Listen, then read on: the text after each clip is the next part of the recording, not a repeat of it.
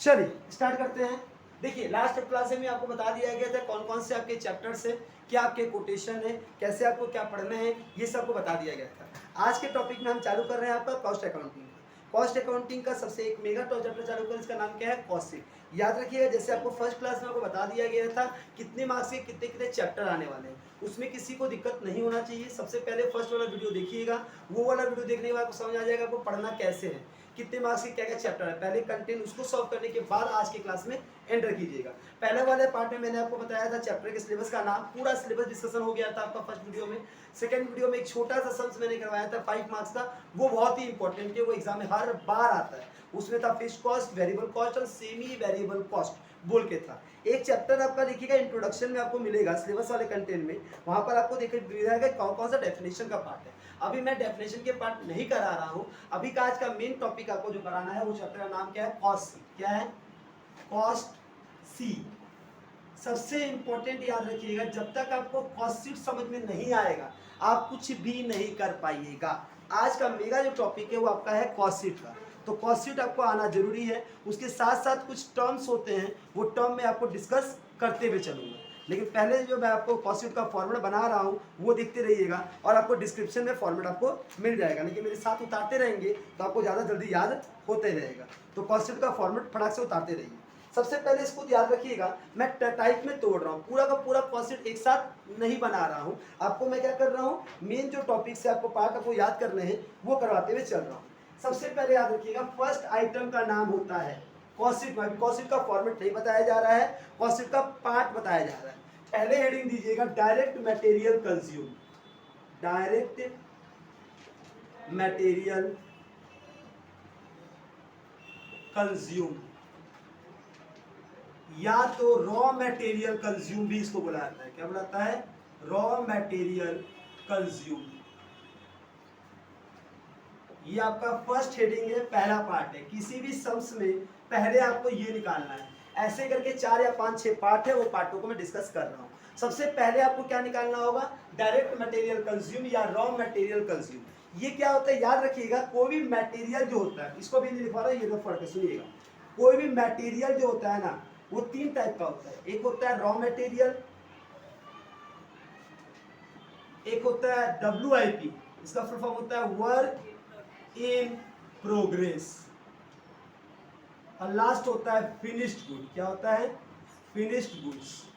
कोई भी याद रखिएगा बच्चा, ये बोला गया है कि मटेरियल अगर मैं कोई सामान लेकर आ रहा हूँ, 3 तरीके का मटेरियल होता है। पहला होता है रॉ मटेरियल, कच्चा पदार्थ। रॉ मटेरियल का मतलब होता है, मान लो एक चीज को बनाने के लिए, कोई भी एक सामान को बनाने के लिए हमको जो मटेरियल लगता है, सीट लगता है। जैसे प्लास्टिक का बोतल बनाना, तो बोतल का जो प्लास्टिक का सीट होता है जिससे वो कन्वर्ट होगा शेप में, तो वो जो सीट होता है वो होता है मेरा क्या, मटेरियल।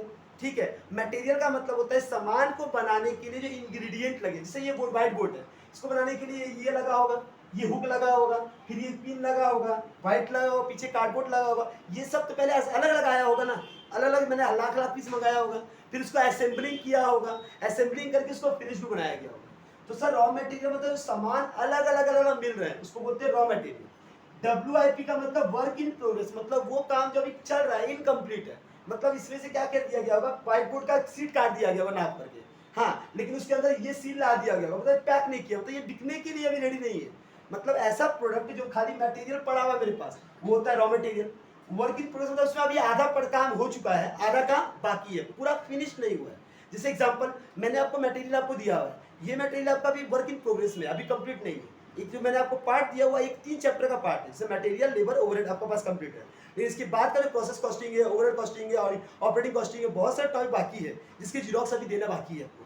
तो वो क्या है, WIP चल रहा है, उसका काम चल रहा है, वो प्रिंट अभी चल रहा है, प्रिंट कंप्लीट नहीं हुआ है, तो ये कंप्लीट हो चुका है, उसको बोलते हैं फिनिश गुड। लेकिन जो अभी चल रहा है वो क्या है, वर्क इन प्रोग्रेस। और जो रॉ मटेरियल का मतलब जो मेरे पास डेटा अवेलेबल है, जिससे हमको लैपटॉप में पूरा मार के उसको बनवाना है, फिर उसको क्लियर करना है, ये सब क्या है सर, रॉ मटेरियल। रॉ मेरे पास पड़ा हुआ है सारा, रॉ मेरा फर्स्ट सेमेस्टर से 6 सेमेस्टर सबका रॉ पड़ा हुआ है। रॉ से WIP करने में हम चालू किया सेकंड से, तो सेकंड से आधा फिनिश्ड हो गया, आधा WIP चल रहा है, वो मेरा इस महीने के अंदर मेरा कंप्लीट फिनिश्ड हो जाएगा। फिर हम घुसेंगे 4th में, फिर घुसेंगे 6th में, इस तरीके से वहां से लेकर मैथ कंप्लीट अपना करेंगे।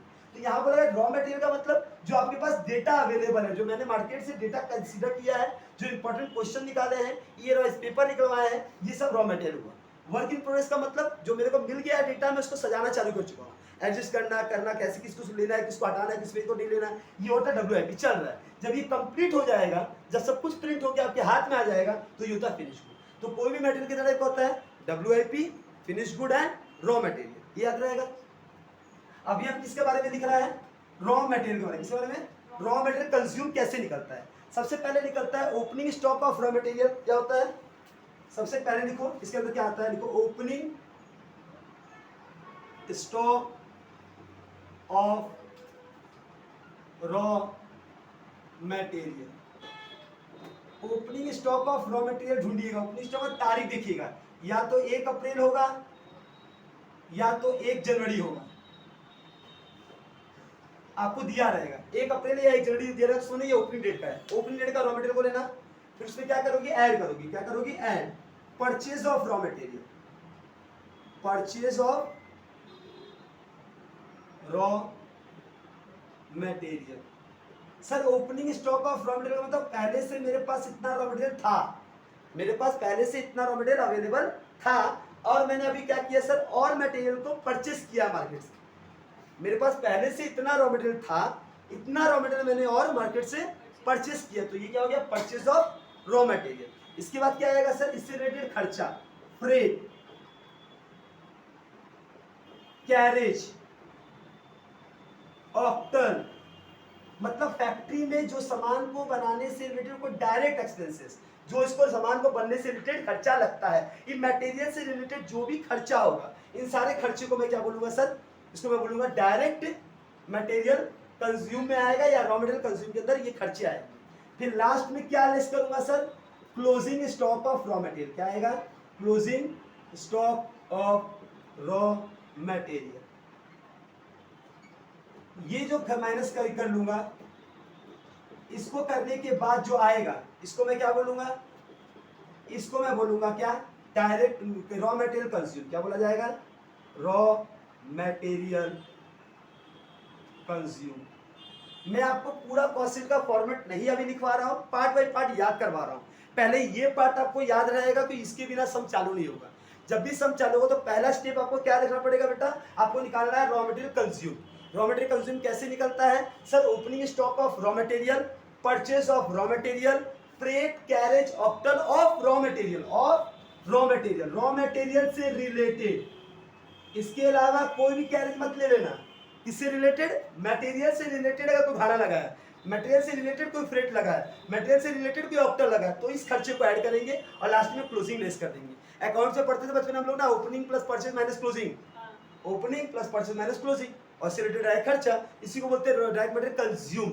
मतलब बोलने का है सर कि मैं इस साल में कितना मटेरियल को यूज किया हूं, कितना मटेरियल कंज्यूम्ड किया हूं, उसी को मैं लूंगा ना।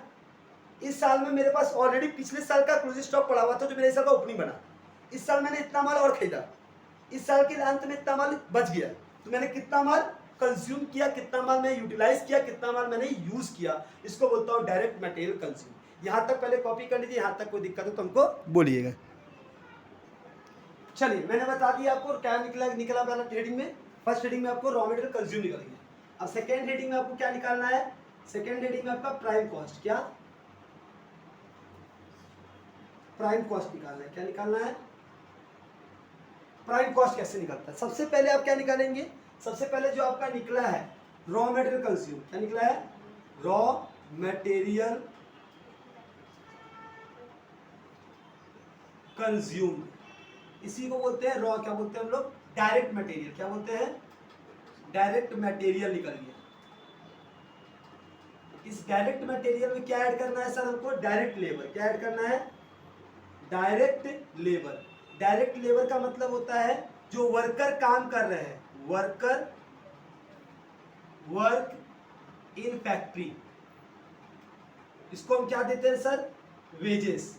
जो वर्कर को हम वेजेस दे रहे हैं वो डायरेक्ट लेबर है ना बेटा। याद रखना, वर्कर जो कंपनी में काम करते हैं उसको जो से मिलता है वो सामान बनने से रिलेटेड खर्चा। एम्प्लॉय जो मेरे सर्विस से काम करते हैं उसको सैलरी देते हैं, वो क्या है सर, सर्विस रिलेटेड खर्चा, वो नीचे आता है, ये फैक्ट्री रिलेटेड खर्चा है। तो डायरेक्ट वर्कर लेबर है, डायरेक्ट एक्सपेंस है, क्या है, डायरेक्ट वेजेस, इसको बोलते हैं डायरेक्ट लेबर या डायरेक्ट वेजेस, या worker working in factory we get as a wages, plus direct expenses, plus direct expenses. Sir direct मतलब वो सारा खर्चा जो दिख रहा है हमको, जो दिख रहा है। जैसे एग्जांपल सर इसको बनाने के लिए मटेरियल दिख रहा है ना, ये है, ये है, ये है, ये पिन है, ये है, इस जो कील है, व्हाइट बोर्ड पीछे का कार्डबोर्ड है, जो मटेरियल दिख रहा है मटेरियल हो गया। लेबर मतलब सर इसको बनाने के लिए जो वर्कर ने काम किया है, हाँ, तो उसको क्या बोलेंगे, लेबर। और वेजेस डायरेक्ट एक्सपेंसेस का मतलब सर जिस मशीन से कटिंग हुआ है, जिस मशीन से ये असेंबल हुआ है, जिस मशीन से सारे काम हुए हैं, वो अगर मशीन नहीं रहता क्या काम हो पाता? सीधा बात बोलना, डायरेक्ट एक्सपेंस किसको बोलते हैं? वो खर्चा अगर वो नहीं लगाऊंगा तो ये सामान नहीं बनेगा। मेरे मटेरियल बनने से रिलेटेड सारे खर्चे को हम बोलते हैं डायरेक्ट खर्चा। तो ये डायरेक्ट एक्सपेंसेस, इन तीनों को जोड़ देने से जो आता है उसको बोलते हैं प्राइम कॉस्ट। क्या बोलते हैं? एक बार मैं फिर रिपीट करता हूं, मैंने अभी तक 2 आइटम बताया। फर्स्ट आइटम का नाम था क्या? Raw material consume. वो कैसे निकलता है? Opening stock of raw material, purchase of raw material, direct expenses मतलब मटेरियल से रिलेटेड खर्चा, कैरेज, ऑक्टल, फ्रेट, ये सारे खर्चे को हम बोलते हैं मेरा मटेरियल का, रॉ मटेरियल का एक्सपेंसेस। फिर minus closing stock of raw material. ये करके जो आता है वो क्या आता है? Raw material consume. Raw material consume वो आ गया पहला पार्ट। वही रॉ मटेरियल कंज्यूम जो आया है उसके साथ कंटिन्यू है ये। रॉ मटेरियल कंज्यूम में तुम डायरेक्ट लेबर या डायरेक्ट वेजेस या वर्कर वर्किंग ना फैक्ट्री में जो वर्कर को मैं पैसा दे रहा हूँ वो पैसा, और डायरेक्ट एक्सपेंसेस मतलब अगर ये खर्चा नहीं करूंगा तो सामान नहीं बनेगा, तुमको बहुत सारे खर्चे देगा, मतलब फैक्ट्री से रिलेटेड खर्चा। क्या बोलोगे? Factory expenses. फैक्ट्री से रिलेटेड अगर कोई भी खर्चा होगा वो खर्चा क्या कहलाएगा? Direct expenses. ये डायरेक्ट एक्सपेंसेस आपका रहेगा तो मैं क्या बोलूंगा, ये क्या है आपका? ये आपका डायरेक्ट है, ये जो आता है प्राइम कॉस्ट के अंदर। किसके अंदर? प्राइम कॉस्ट के अंदर। 5 मार्क्स का अगर ये कॉस्ट शीट आया, उसको अगर मार्क्स नहीं देना पड़ा 15 में, 10 में, तो 5 में दिया तो आपको प्राइम कॉस्ट निकालने तक बोल देगा। तो क्या करेंगे? Opening stock of raw material, purchase of raw material, closing stock of raw material, तो निकलेगा रॉ मटेरियल कंज्यूम। फिर वो लिखिए डायरेक्ट एक्सपेंसेस, डायरेक्ट लेबर, करेंगे तो प्राइम कॉस्ट आपका आ जाएगा। बस प्राइम कॉस्ट तक हमको याद हो गया। क्या आप लोगों को कोई दिक्कत यहाँ तक? मुझे नहीं लगता यहाँ तक कोई दिक्कत होगा। एक बार यहाँ तक उतार लीजिए, दिक्कत हो तो बोलिए, आगे बढ़ेंगे। देखिए ये थर्ड टॉपिक का नाम क्या है बेटा? 3 नाम है इसका। एग्जाम में या तो बोलेगा फैक्ट्री कॉस्ट निकालो, या बोलेगा वर्क कॉस्ट निकालो, या बोलेगा मैन्युफैक्चरिंग कॉस्ट निकालो। क्या बोलेगा? फैक्ट्री कॉस्ट, वर्क कॉस्ट और मैन्युफैक्चरिंग कॉस्ट। ये तीनों कॉस्ट आपको निकालने बोलेगा। तो आपको निकालना क्या है? सबसे पहले जो प्राइम कॉस्ट आपका निकल चुका है, प्राइम कॉस्ट, प्राइम कॉस्ट के बाद ही से चालू होगा। याद रखिएगा ये सारा का स्टेप लाइन बाय लाइन है, मैं सबको मिलाकर एक साथ आपको दे दूंगा, ठीक है? लेकिन जस्ट अभी आपको याद करना है, पहले आपको लिखना है प्राइम कॉस्ट जो आ चुका है अभी तक, उसमें क्या ऐड करोगी? फैक्ट्री से रिलेटेड सारे खर्चे, मतलब मैन्युफैक्चरिंग वेजेस, फिर बोला जाएगा प्रोडक्शन कॉस्ट, फैक्ट्री ओवरहेड। क्या बोलेंगे हम लोग? Factory overhead. मतलब अगर कोई भी खर्चा फैक्ट्री से रिलेटेड बोलेगा, वर्कर का वेजेस छोड़कर, sir factory rate, factory wages, lighting खर्चे, इलेक्ट्रिसिटी, फैक्ट्री ऑक्टल, फैक्ट्री से रिलेटेड कोई भी खर्चा बोलेगा वो खर्चे को क्या बोलेंगे हम? फैक्ट्री कॉस्ट या फैक्ट्री ओवरहेड। या तो इसको नाम बहुत सारा है इसका, मैन्युफैक्चरिंग वेजेस बोला जाएगा, प्रोडक्शन कॉस्ट बोला जाएगा, लेकिन हम जानते हैं कि एक बार क्या? Factory overhead. इसका एक और नाम क्या है? Indirect wages. क्या है? Indirect wages. Sir direct wages कहाँ जाएगा? ऊपर है प्राइम कॉस्ट के अंदर। कहाँ जाएगा? डायरेक्ट वेजेस वहाँ जाएगा, डायरेक्ट मटेरियल वहाँ जाएगा, डायरेक्ट एक्सपेंस वहाँ जाएगा। इनडायरेक्ट वेजेस, इनडायरेक्ट मटेरियल और इनडायरेक्ट ओवरहेड, वो सब कहाँ आएगा सर? वो सब यहाँ आएगा। कोई दिक्कत है? तो ये आपका हो गया। इन दोनों को अगर तुम ऐड करोगी, इसके बाद क्या लेस करना है? इसके बाद है सेल ऑफ स्क्रैप। एक बार याद रखना थोड़ा सा, ये होता नहीं आइटम, नहीं फिर लिख लो, सेल्स ऑफ स्क्रैप। ये क्या होता है सर? अगर मान लीजिए फैक्ट्री के अंदर आपने कोई काम किया, फैक्ट्री में जो कचरा बचा वो कचरा भी बिकता है। अगर सोनार के यहाँ काम कर रहे हैं, सोनार का जो बोरा होता है ना, जिससे वो सोना झाड़ता है, उसमें सोना रहता है, तो वो बिकता है 50 या 5,500, तो वो भी कीमत है। तो वो भी जब अपना कालीन जब बेचता है ना, उसका पैसा लेता है। या फैक्ट्री के अंदर जो क्या नाम है, तेल और ग्रीस रहता है, जो माल नीचे जमा हो जाता है, उसको बेचोगे, उससे भी पैसा निकलता है। तो जो भी पुराना चीज़ को बेच के कुछ पैसा आ रहा है, कोई भी स्क्रैप को बेच के जो पैसा आ रहा है, वो पैसा आपके कॉस्ट में से खट जाता है। तो सेल ऑफ स्क्रैप क्या होगा सर? आपका लेस होगा। यहाँ तक क्लियर है? फिर इसमें क्या ऐड करना होगा? ओपनिंग WIP, और क्या लेस करोगी? Closing WIP। कोई दिक्कत है?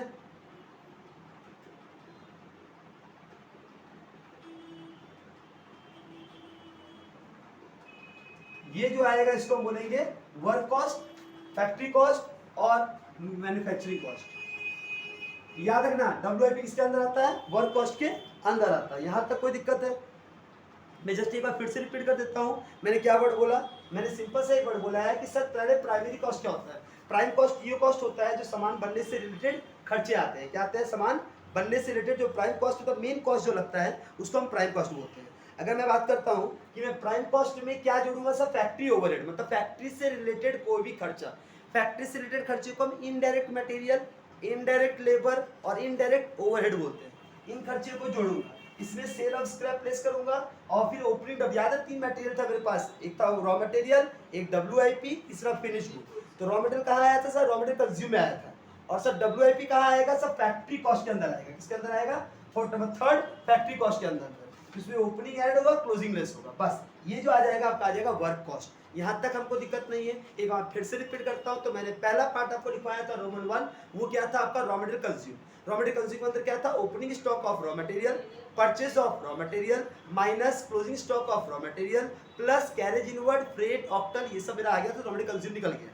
फिर सेकंड पार्ट मैंने लिखवाया था हेडिंग आपको प्राइम कॉस्ट। उस प्राइम कॉस्ट के अंदर क्या आएगा सर, रॉ मटेरियल कंज्यूम जो वहां से निकला वो पैसा, फिर उसके अंदर जोड़ना था हमको एक्स्ट्रा क्या खर्चा, डायरेक्ट एक्सपेंसेस और डायरेक्ट वेजेस या डायरेक्ट लेबर जोड़ के प्राइम कॉस्ट आ जाएगा। फिर रोम नंबर 3 था फैक्ट्री कॉस्ट, वर्क कॉस्ट और मैन्युफैक्चरिंग कॉस्ट। इसके अंदर प्राइम कॉस्ट के बाद फैक्ट्री से रिलेटेड खर्चा factory cost, sale of scrap less और opening WIP add, closing WIP less. ये करेंगे तो मेरा क्या आ जाएगा, वर्क कॉस्ट आ जाएगा। यहां तक हमको लगता नहीं कोई दिक्कत होगा, इसके बाद हम कंटिन्यू आगे बढ़ेंगे। देखिए रोम नंबर 4 आ गया। रोम नंबर 4 में क्या होता है, कॉस्ट ऑफ प्रोडक्शन। क्या निकलेगा सर, पहले भी आपका वर्क कॉस्ट जो आपका निकला था, वर्क कॉस्ट ये जो आपका निकला था, इसमें क्या ऐड करना है बेटा, ऑफिस एडमिनिस्ट्रेशन एक्सपेंसेस। कौन सा, administration overhead, administration overhead. Sir administration overhead किसको बोलते हैं, एडमिनिस्ट्रेशन ओवरहेड का मतलब होता है बिजनेस को रनिंग करने से रिलेटेड खर्चा। एडमिनिस्ट्रेशन का खर्चा मतलब यहाँ पर आपका सैलरी आता है, यहाँ पर आपका क्या नाम है, ये क्या नाम, जो ऑफिस का जो खर्चा है, याद रखिएगा ऑफिस रिलेटेड एक्सपेंसेस। क्या बोलोगी, ऑफिस रिलेटेड एक्सपेंसेस मतलब बिजनेस को रन करने से रिलेटेड जो खर्चा होता है, जैसे अकाउंटेंट का सैलरी, हाँ सर ये क्या नाम है, स्वीपर का सैलरी, ये जैसा ऑफिस को मेंटेन करने का रिलेटेड जो खर्चा होता है वो इसके अंदर आता है। इन दोनों को अगर तुम ऐड करोगी तो तुम्हारा क्या आएगा, कॉस्ट ऑफ प्रोडक्शन, ये आ जाएगा। फिर इसी पैसे में क्या ऐड करोगी, ओपनिंग फिनिश गुड। क्या ऐड करोगी, ओपनिंग फिनिश्ड गुड्स। तब क्या आ जाएगा, cost of material, cost of goods available for cell. क्या आ जाएगा, cost of goods available for cell. मेरे पास कितना कॉस्ट ऑफ गुड्स पड़ा है, अवेलेबल है सेल करने के लिए, बेचने के लिए। इसके बाद क्या लेस करोगी, लेस करोगी closing stock of finish good, closing finish good.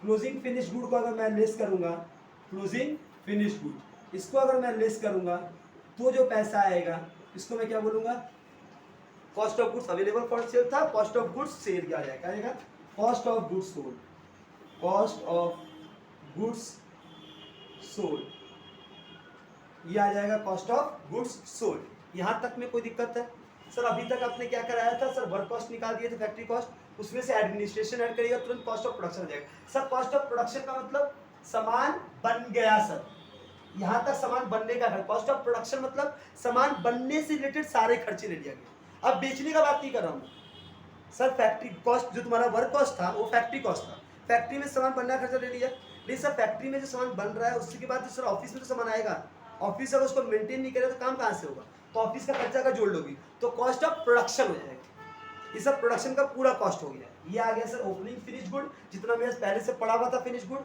वो आ गया। Cost of goods available for cell, मैंने इतना तो कॉस्ट सामान बनाया, इस बार मैंने इतना सामान, इतना कॉस्ट लगा सामान बनाने का, पहले से इतना कॉस्ट पड़ा हुआ, सामान पड़ा हुआ था मेरे पास इतना माल पड़ा हुआ है बेचने के लिए, इसमें से क्लोजिंग इतना माल बच गया अभी तक, मतलब इस बार मैंने कितना माल बेचा, इतना माल बेचा, मतलब कॉस्ट ऑफ गुड्स सोल्ड, मैंने कितना माल बेच दिया उसका कितना दाम था, इतने दाम का माल बेचा, क्या प्रॉफिट नहीं जोड़ूंगा अभी, प्रॉफिट तो जोड़ूंगा। अभी तक क्या मैंने बताया, सामान कॉस्ट ऑफ गुड्स सोल्ड, लेकिन क्या मैंने अभी सेलिंग एक्सपेंस लिया, सामान को बेचने से रिलेटेड खर्चा लिया, मैंने सेल्समैन का कमीशन जोड़ा, मैंने अभी तक कुछ खर्चा जोड़ा, सामान बिकने का खर्चा जोड़ा ही नहीं। वो खर्चा जोड़ूंगा तो क्या आएगा, कॉस्ट ऑफ सेल। उस कॉस्ट ऑफ सेल में प्रॉफिट जोड़ेंगे तब आ जाएगा आपका सेल। बस कॉस्ट खत्म। यहाँ तक कोई दिक्कत है? मैं इसके आगे लिखूंगा कॉस्ट ऑफ गुड्स सोल्ड तक खत्म हो गया, तो इसको कॉस्ट ऑफ प्रोडक्शन का एक स्लैश और दे दो, यहाँ लिखो कॉस्ट ऑफ गुड्स सोल्ड। मैंने यहाँ तक कंप्लीट कर दिया। क्या तक कर दिया? कॉस्ट ऑफ गुड्स सोल्ड तक कर दिया। यहाँ तक एक बार कॉपी कीजिएगा। क्या समझ गया? मैं फिर से रीड कर देता हूँ। इसको वर्क कॉस्ट बोलता है, एडमिनिस्ट्रेशन ओवरहेड है, ऑफिस से रिलेटेड एक्सपेंसेस तो जोड़ के आएगा कॉस्ट ऑफ गुड प्रोडक्शन, उसमें ओपनिंग फिनिश गुड जोड़ेंगे तो आएगा cost of goods available for cell, closing finish good जो लेस करेंगे तो आएगा कॉस्ट ऑफ गुड्स सोल्ड। देखिए अब तो पॉइंट ऑफ हाफ है, लास्ट पॉइंट है जिसका नाम होता है सेल निकालना। Cost of goods sold last point निकाले थे, उसके बाद आपको ऐड करना है सेलिंग एंड डिस्ट्रीब्यूशन एक्सपेंसेस। क्या? सेलिंग एंड डिस्ट्रीब्यूशन एक्सपेंस, मतलब सामान को बेचने और डिस्ट्रीब्यूट करने के रिलेटेड कोई खर्चा अगर लगा होगा उस खर्चे को ऐड करेंगे तो क्या आएगा? Cost of sale. क्या आ जाएगा? Cost of sales. Cost of sales में क्या ऐड करेंगे? कॉस्ट ऑफ सेल में ऐड करेंगे प्रॉफिट, तब जाकर आपका क्या आएगा? आपका आ जाएगा सेल्स। क्या आ जाएगा? सेल्स। तो सेल्स निकालने के लिए आपको क्या करना पड़ेगा? ये ऐड करना पड़ेगा। ठीक है, आपको डिस्क्रिप्शन में इसका मैं पूरा फॉर्मेट दे दूंगा, तो वहां से आराम से उसको डाउनलोड करके आप निकाल लीजिएगा और ये याद करिए। लेकिन अभी उतारेंगे तो आपको याद होगा, खाली हाथ में रहने से कोई फायदा नहीं है, इसीलिए उतारते उतारते याद कीजिएगा। सर मैंने आपको 5 हेडिंग लिखवाया। पहला हेडिंग का नाम क्या था? Raw material consume. क्या था? Raw material consume.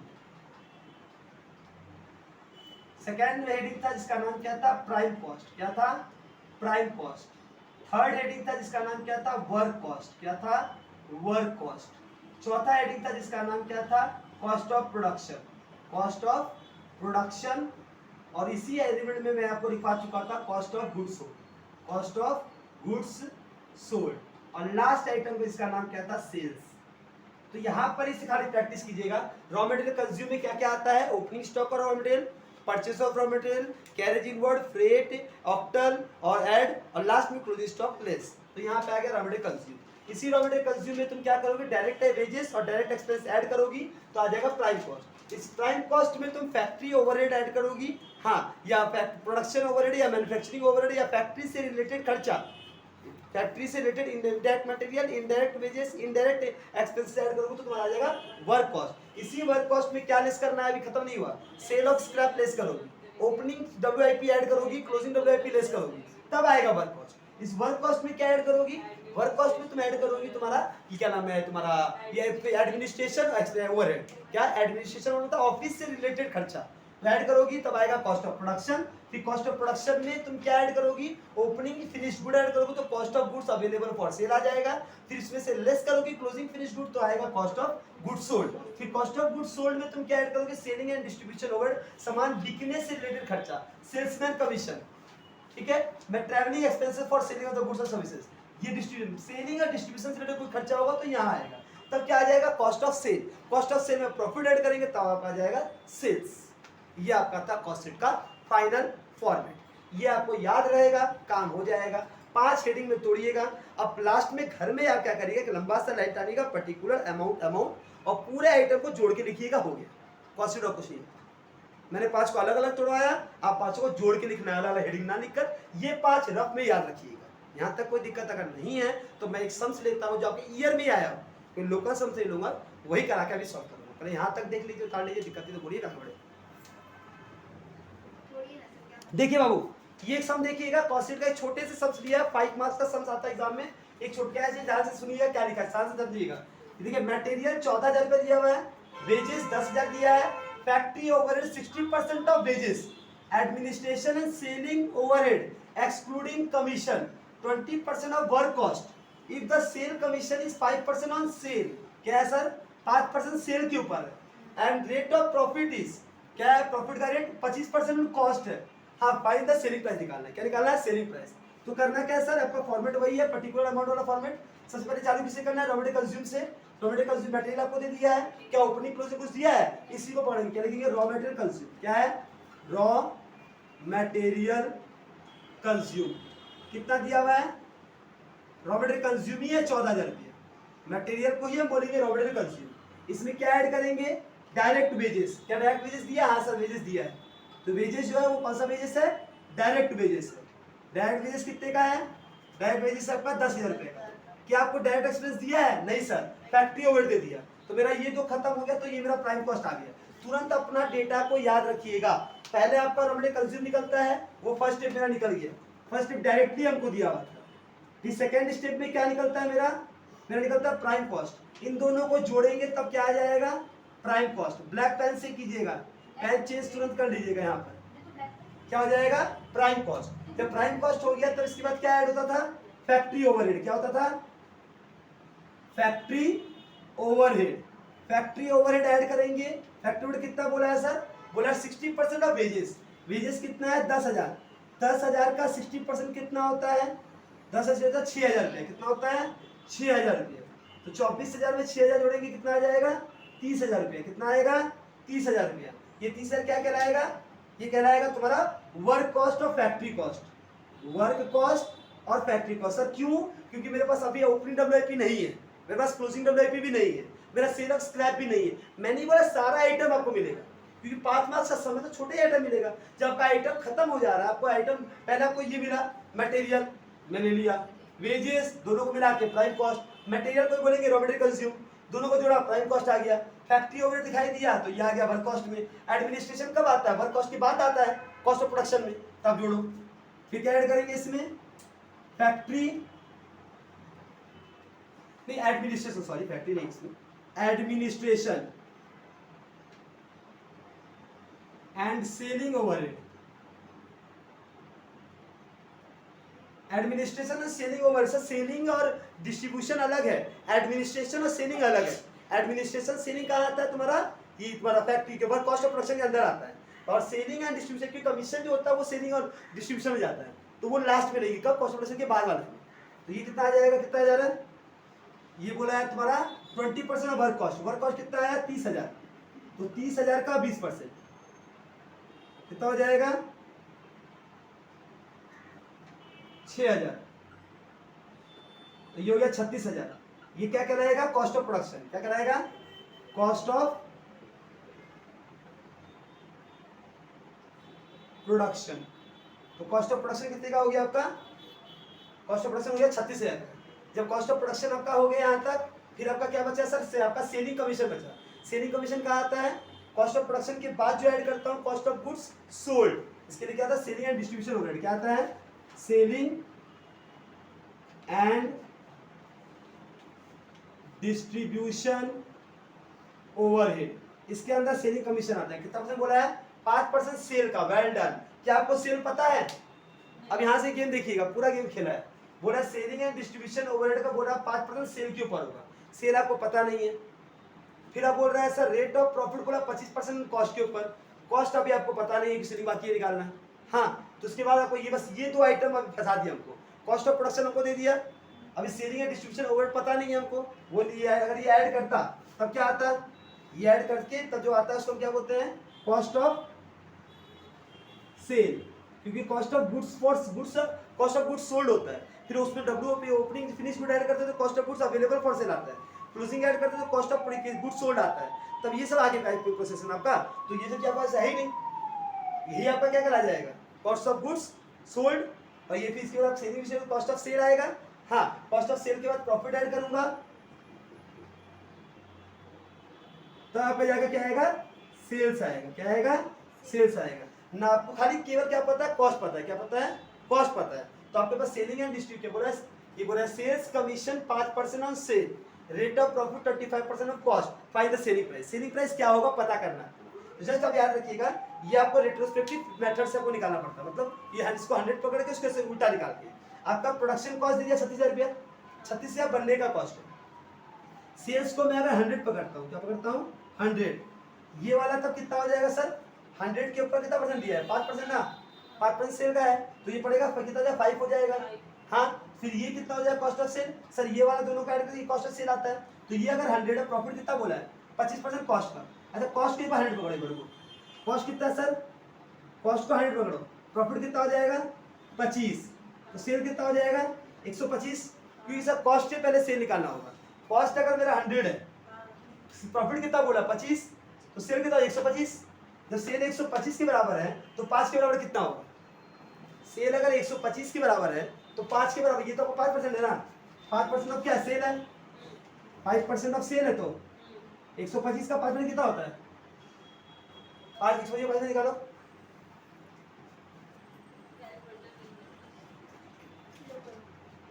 एक 125 का 5%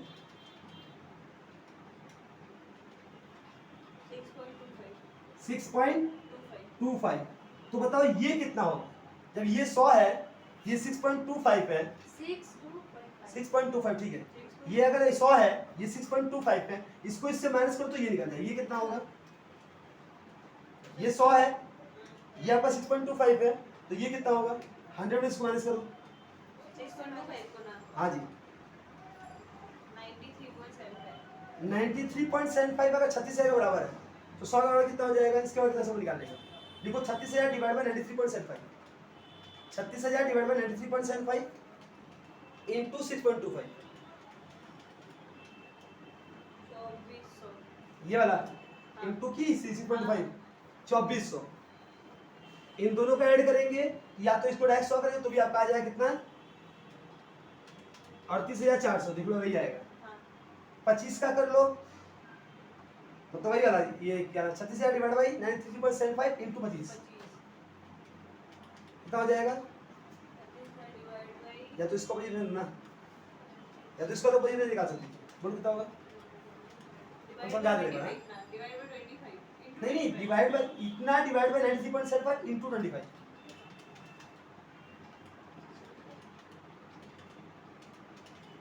ये क्या होगा मुझे 9,600, इन दोनों का ऐड करो,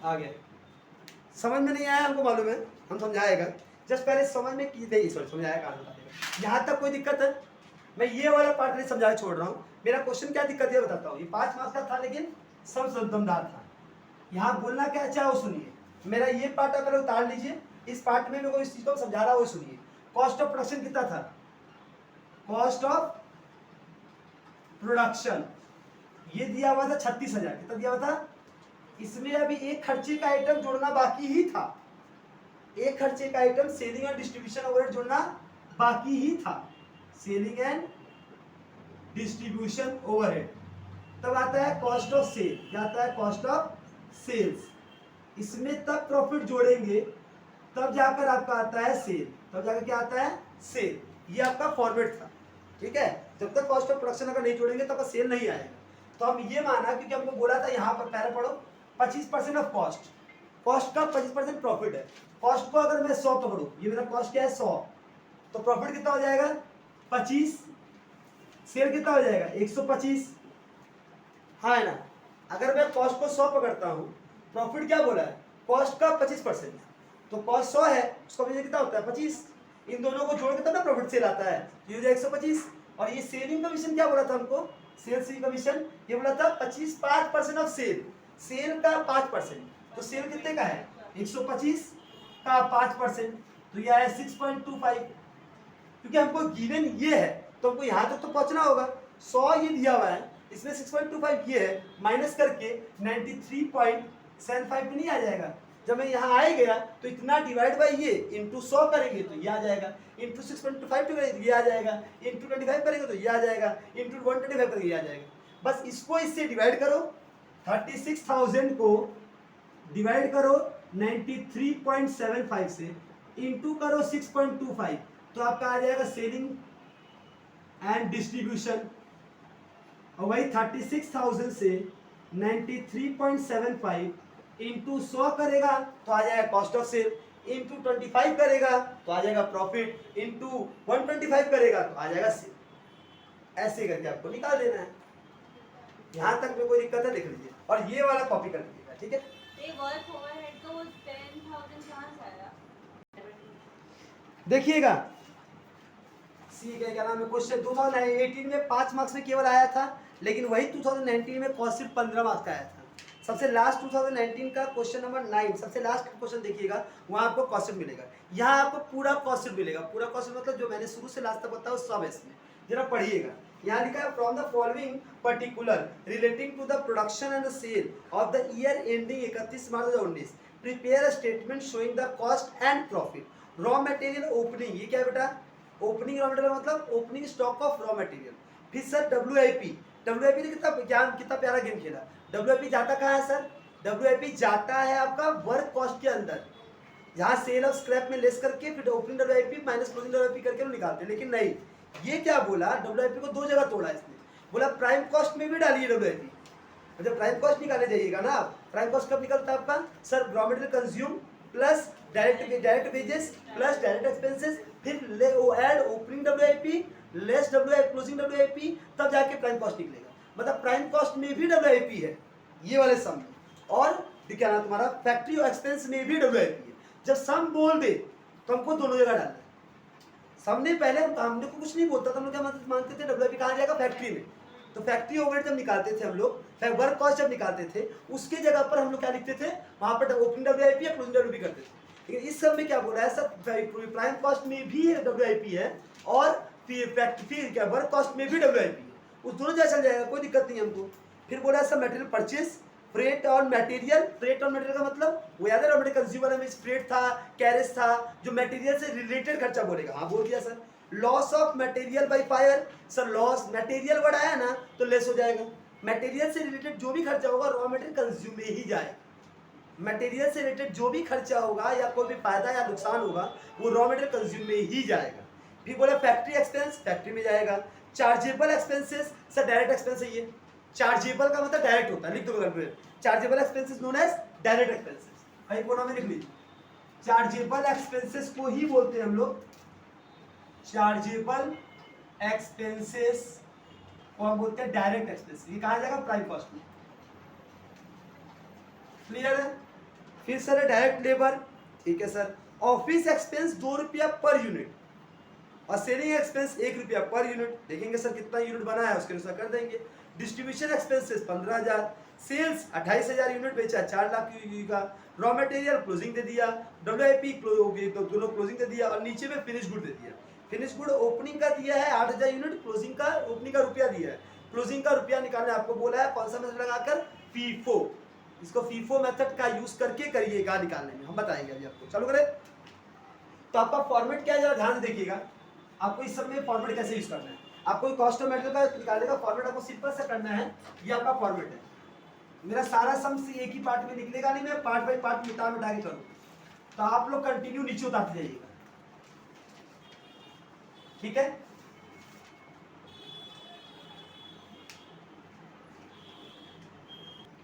देखिएगा ये आपका क्या है सर, कॉस्ट शीट का है, पर्टिकुलर अमाउंट, यहां पर आप लिखिएगा यूनिट प्रोड्यूस, प्रोडक्शन कितना यूनिट की, तुम प्रोडक्शन तुमने कर रही हो कितना यूनिट का इस बार, तुमने प्रोड्यूस ओपनिंग में पहले से 8,000 यूनिट था, फिर 10,000 यूनिट तुमने, और क्या नाम है क्लोजिंग में 10,000 यूनिट था, और मटेरियल परचेस कितना यूनिट का, यूनिट कहाँ गया, सेल कर रही हो 28,000 यूनिट, तुमको पहले निकालना पड़ेगा परचेस यूनिट। ध्यान से अपना वर्किंग नोट में जाइए, पहले का वर्किंग नोट में जाइए, वर्किंग नोट नंबर 1 लिखिए। ओपनिंग फिनिश गुड कितना है, ओपनिंग फिनिश गुड 8,000 है, क्लोजिंग फिनिश गुड कितना है, वो 10,000 यूनिट है, सेल्स कितना है 28,000 यूनिट है, ये गिवन है आपको, ठीक है। ये बात हम जानते हैं, opening finish good plus production, क्योंकि बना रही हो तुम, परचेस नहीं कर रही हो, प्लस सॉरी यहां minus closing finish good, closing finish good is equal to sales होता है। ओपनिंग कितना है 8,000, प्रोडक्शन तुमको निकालना है इस बार का, क्लोजिंग कितना है 10,000, तो सेल्स कितना हो जाएगा 28,000। यहां तक कोई दिक्कत है, ओपनिंग में कितना था आपका, ओपनिंग था आपका 8,000, प्रोडक्शन पता नहीं, क्लोजिंग है 10,000, ये हो गया इतना। तो प्रोडक्शन कितना निकलेगा, प्रोडक्शन हो जाएगा आपका 28,000 माइनस 8,000 प्लस 10,000, तो हो गया अपने आप 30,000। इस साल तुमने कितने में बनाया, 30,000 यूनिट। तो यहाँ पर आपको यूनिट प्रोड्यूस लिखना है 30,000 और यूनिट सोल्ड लिखना है 28,000। ये हमेशा पहले आपको लिखना होगा। बस कॉस्ट शीट का फॉर्मेट सिंपल है, cost sheet particular amount unit produce unit sold, कितना तुमने बनाया और कितना तुमने सोल्ड किया। ये वर्किंग नोट ऑफ 1 पहले जाएगा अगर प्रोडक्शन आपको नहीं दिया है, हमेशा कोई एक मिस करेगा। तो ये तो आपको पता है, opening plus purchase minus closing equal to sale. तो ओपनिंग दिया हुआ था, क्लोजिंग दिया हुआ था यूनिट, हाँ, और सेल का यूनिट देखो ब्रैकेट में लिखा हुआ है, सेल का यूनिट 250 यूनिट दिया हुआ है, तो बस आपको प्रोडक्शन निकल जाएगा। सेल्स का यूनिट दिया हुआ है और नीचे डब्बा में ओपनिंग क्लोजिंग का दिया हुआ है, देख लीजिए।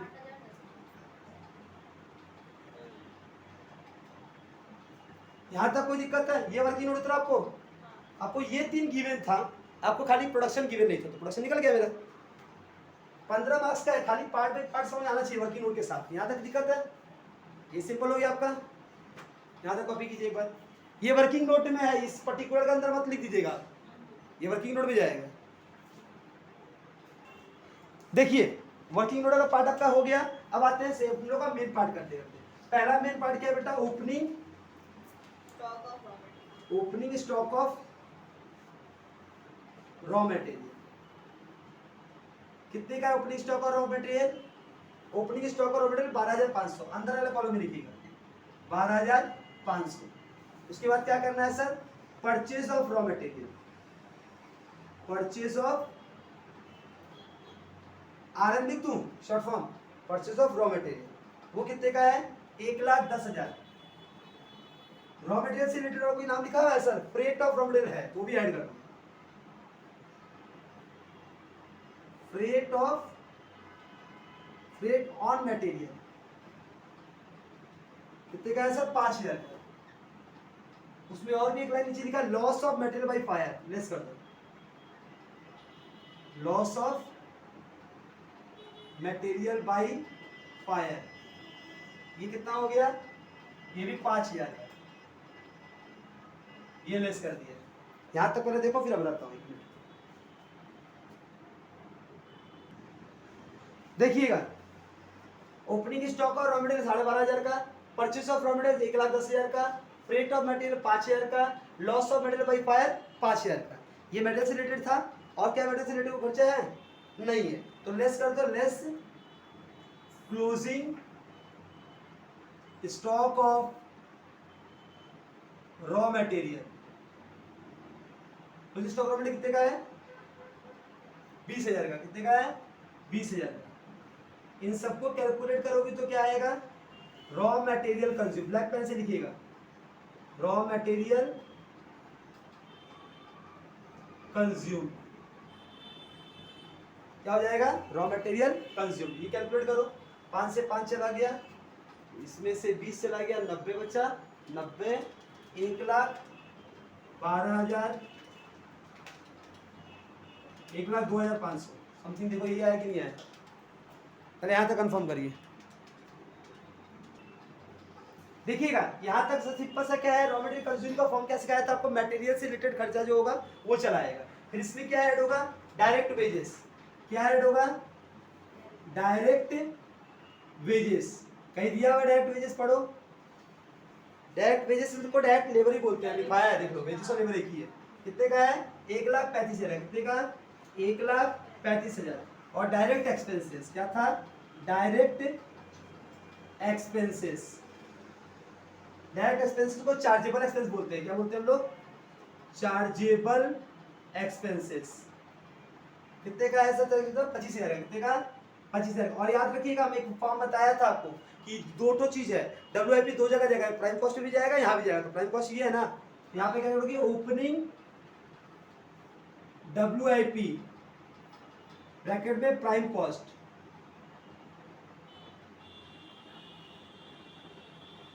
प्राइम कॉस्ट में जाने वाला WIP कितने का है 15,000 का, ओपनिंग वाला 15,000 का है, और less closing WIP prime cost कितने का है? क्लोजिंग वाला 10,000 का है। तो ये जो होगा कितने का होगा बताइए? ये वाला जो आएगा इसका नाम क्या है? Prime cost. क्या नाम है इसका? इसी को बोलेंगे प्राइम कॉस्ट। कितने का हुआ? कैलकुलेट कीजिए एक बार। 1,02,500, 1,35,000, 25,000, 15,000, 10,000, 2,67,500, 2,67,500। ये हो गया आपका प्राइम कॉस्ट। सिंपल है, खाली आइटम आपको पता रहेगा तो फिर पोस्टिंग करने में कोई दिक्कत नहीं है। आपको उस आइटम में से सारे अपने सीरियल वाइज आइटम वाइज से नाम पढ़ते जाना है, खोजते जाना, डालते जाना है, 15 मार्क्स मिल जाएगा। चलिए यहाँ तक प्राइम कॉस्ट में कोई दिक्कत नहीं है। याद दिला दूं मैं, अभी तक 2 टॉपिक, मेरे 5 टॉपिक में 2 टॉपिक हो चुका है।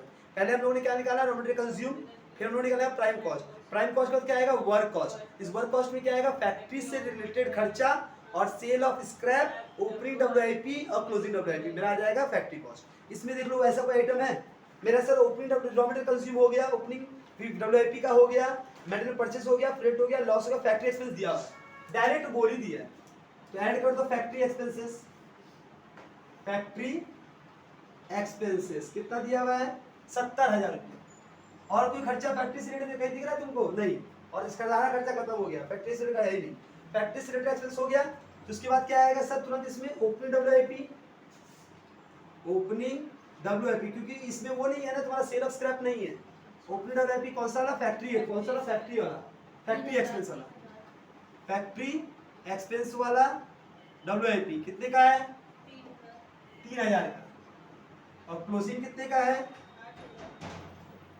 क्लोजिंग WIP फैक्ट्री एक्सपेंस वाला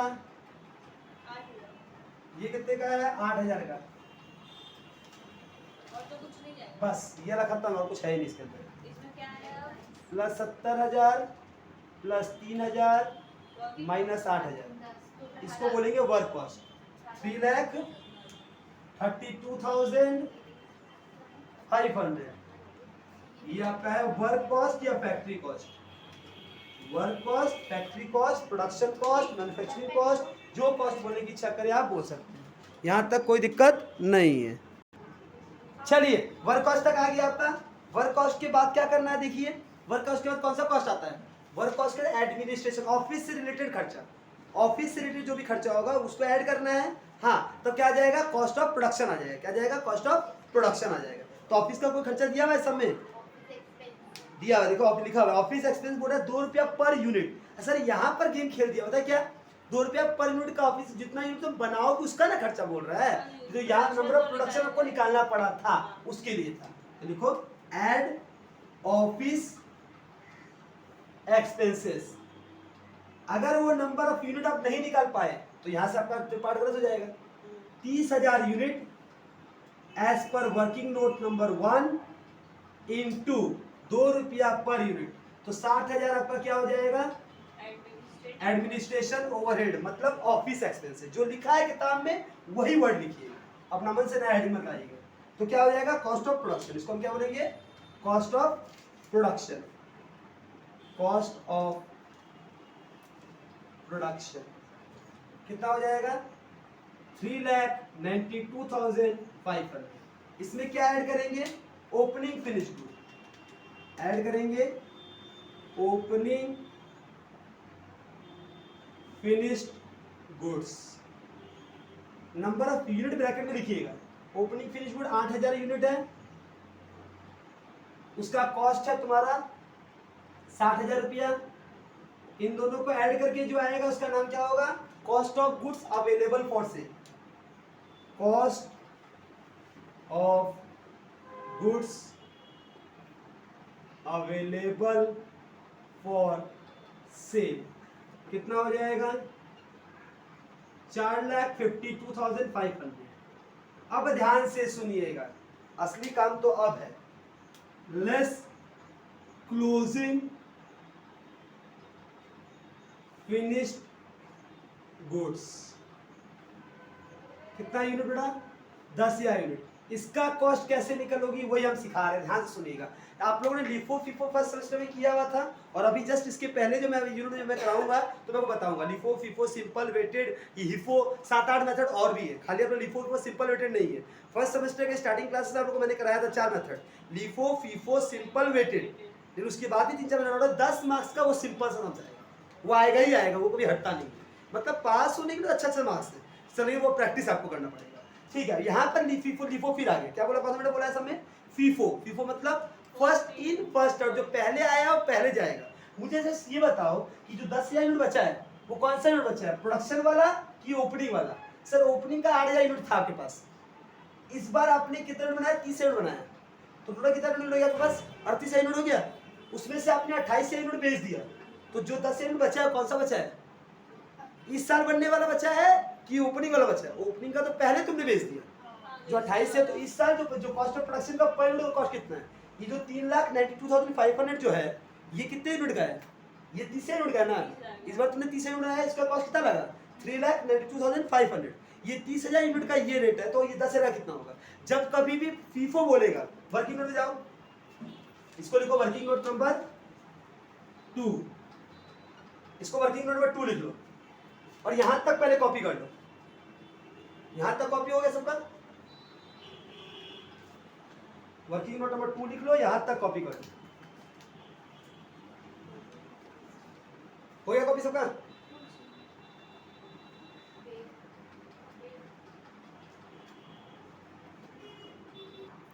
देखिएगा जो मैं नीचे का पार्ट था मिटा कर मैं ऊपर तक आ गया, मेरे को जगह चाहिए था इसलिए वर्किंग नोट में लिखिएगा।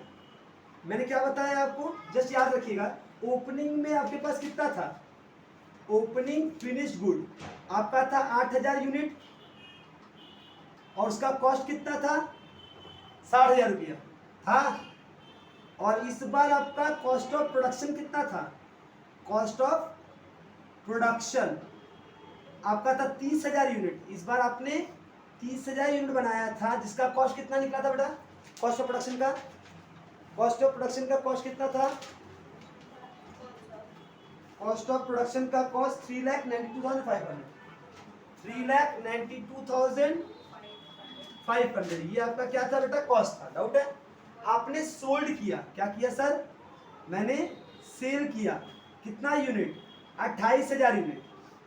तो ये 28,000 यूनिट जो बिका है, कौन सा बिका है, 28,000 यूनिट सर, ये 8,000 यूनिट बिका है ओपनिंग वाला, ओपनिंग वाला, और 20,000 यूनिट जो बिका है वो करंट वाला, कौन सा वाला। तो रिमेनिंग कितना बचा, रिमेनिंग जो बचा है 10,000 यूनिट, कितना यूनिट, रिमेनिंग जो 10,000 यूनिट जो बचा है वो 10,000 यूनिट कौन सा यूनिट बचा होगा सर, प्रोडक्शन वाला। तो आपको कैसे निकालना होगा, उधर कॉस्ट सर 3,92,500, ये है 30,000 यूनिट के लिए, तो 10,000 यूनिट के लिए कितना कॉस्ट होगा, ये आपका आ जाएगा क्लोजिंग फिनिश गुड का कॉस्ट, क्लोजिंग फिनिश। कोई दिक्कत है सर, ये क्लोजिंग का बचा है ना आपके पास, तो आपका क्लोजिंग का ये जो कॉस्ट है 30,000 के लिए है, तो 10,000 के लिए कितना होगा, तो ये निकल जाएगा आपका कितना रुपया बताइए, 3,92,500 को 30 डिवाइड करो, 3,92,500 डिवाइड बाय 3, 1,30,833 कितना हो जाएगा, 1,30,830। यहाँ तक क्लियर है, 1,30,833, 1,30,833, ये दिख रहा है आपको, इसको कर लेंगे। यहां तक हुआ वर्किंग नोट, तो बोलिएगा मिटा के फिर हमको लिखना है। देखिएगा मैंने जो वर्किंग नोट निकाला था, cost of goods available for cell इतने का था, क्लोजिंग फिनिश गुड इतने का आया, ये क्या होगा, लेस होता है क्लोजिंग फिनिश गुड, इसको इससे लेस करके ये पैसा आ गया कॉस्ट ऑफ गुड्स सोल्ड। अभी तक अब क्या हो गया, कॉस्ट ऑफ गुड्स सोल्ड तक हो गया। अब इसके बाद क्या करना है, सेलिंग एक्सपेंस लेना है। क्या लेना है आपको, सेलिंग एंड डिस्ट्रीब्यूशन एक्सपेंसेस। क्या है, सेलिंग एंड डिस्ट्रीब्यूशन एक्सपेंसेस। कितना है सर, 2 रुपया। याद रखना बेटा, selling and distribution expenses sale के ऊपर होता है, जितना यूनिट बिकेगा उतना यूनिट का ही सेलिंग डिस्ट्रीब्यूशन लगेगा। जो यूनिट मेरे गोडाउन में है, जितना मैं प्रोडक्शन किया, उसके ऊपर सेलिंग डिस्ट्रीब्यूशन नहीं लगता।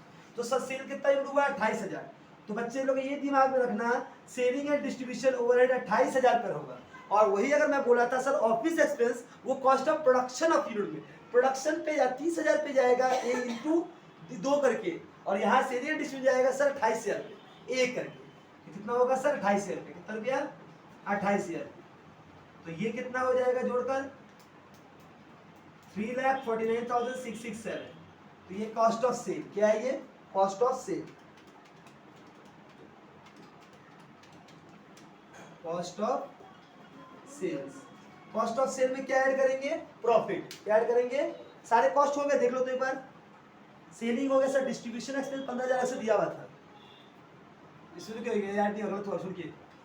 डिस्ट्रीब्यूशन एक्सपेंस अलग से और भी दिया हुआ है, ये सेलिंग एंड डिस्ट्रीब्यूशन लिखा हो ना, क्या 28,000 और संग में 15,000 और है, प्लस 15,000। ये सेलिंग एक्सपेंस है और ये डिस्ट्रीब्यूशन 15,000 से दिया है। कितना हो जाएगा? 43,000।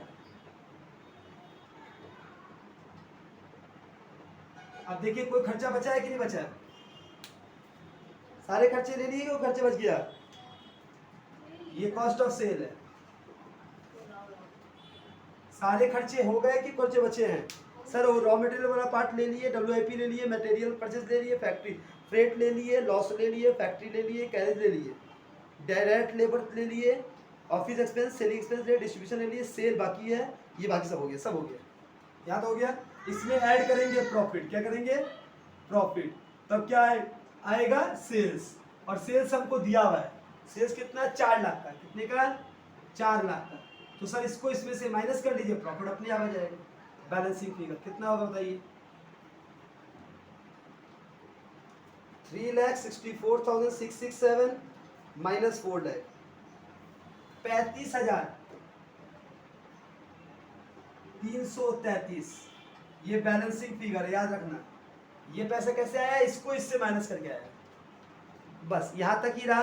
कॉस्ट शीट का फॉर्मेट आपको समझा दिया गया आज के क्लास में, सबसे इंपॉर्टेंट क्लास है आज का था। इसको अच्छे से 2-3 बार रिवाइज करके देखिएगा। कॉस्ट शीट के पहले पूरे फॉर्मेट को याद कीजिएगा, सम बनाइएगा। आज मैंने आपको 2018 का 5 मार्क्स का एक सम्स कराया, 2019 का आप क्या ना तो 15 मार्क्स का सम्स कराया, और भी सम्स कराऊंगा, लेकिन मेन काम आपका आज का हो गया। यहाँ तक से रेट आपको बनाने थे जो बन गया। कॉस्ट शीट आपको नॉलेज समझ में आ गया होगा। जो डाउट होगा तो कमेंट में पूछिएगा, मैं बता दूंगा। बाय।